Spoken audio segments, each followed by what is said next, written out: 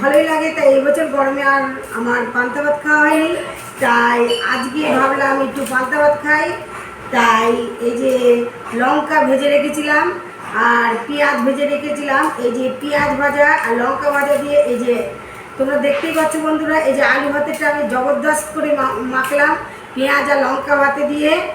আর এবার নিয়েছি এই যে একটা ডিম ভাজা, দেখতেই পাচ্ছি যে একটা ডিম ভাজা, আর হয়েছে এই যে আলু ভাজা, এই যে আলু ভাজা আর এই যে পটল ভাজা, এই দিয়ে আজকে পান্তা ভাত খাবো।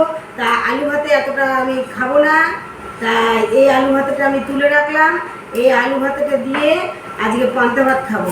এই যে আর পান্তা ভাত খাওয়ার জন্য আমি নিয়ে নিয়েছিলাম এই যে কয়েকটা গন্ধরাজ লেবুর পাতা, এই যে গন্ধরাজ লেবুর পাতা দেখতেই পাচ্ছ, গন্ধরাজ লেবুর পাতা, আর এই যে কাঁচা লঙ্কা।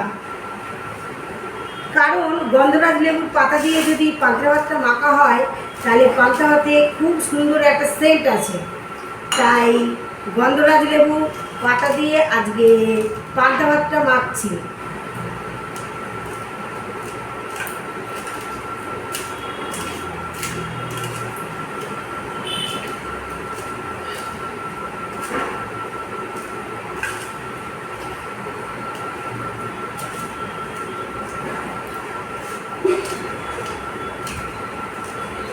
এই গন্ধরাজ লেবুর পাতা দিয়ে পান্তা ভাত মাখলে কিন্তু খুব সুন্দর একটা সেন্ট আছে আর ভাতটা খেতেও খুব ভালো লাগে। গন্ধরাজ লেবুর পাতার গন্ধে ভাতটা ময় করে আর খেতে খুব ভালো লাগে, তাই এটা খাবো না, তাই রেখে দিলাম। এই যে লেবুর পাতাটাকে ভালো করে একটু চটকে পান্তা ভাতের সঙ্গে আমি মেখে নিলাম। আর নিলাম এই যে কাঁচা লঙ্কা। আর এবার লেবুর পাতাগুলো মাখা হলে আমি এইগুলো খাবো না, এগুলো রেখে দিলাম। আর নিলাম এই যে দেখো পেঁয়াজ, এই যে 2 টুকরো পেঁয়াজ নিয়েছি। এবার পান্তা ভাতটা খাবো। তোমরা একদিন খেয়ে দেখবা বন্ধুরা, এই যে লেবু পাতা দিয়ে পান্তা ভাত, গন্ধরাজ লেবুর পাতা দিয়ে পান্তা ভাত মেখে খাবা, দেখবা আশা করি তোমাদের খুবই ভালো লাগবে। তাই এই যে খাচ্ছি, দেখো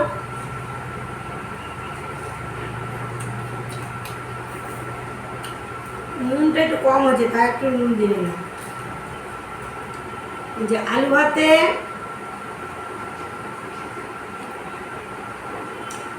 ডিম ভাজা,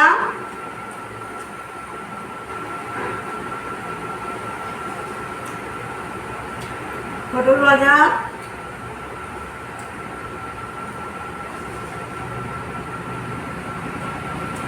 আলু ভাজা।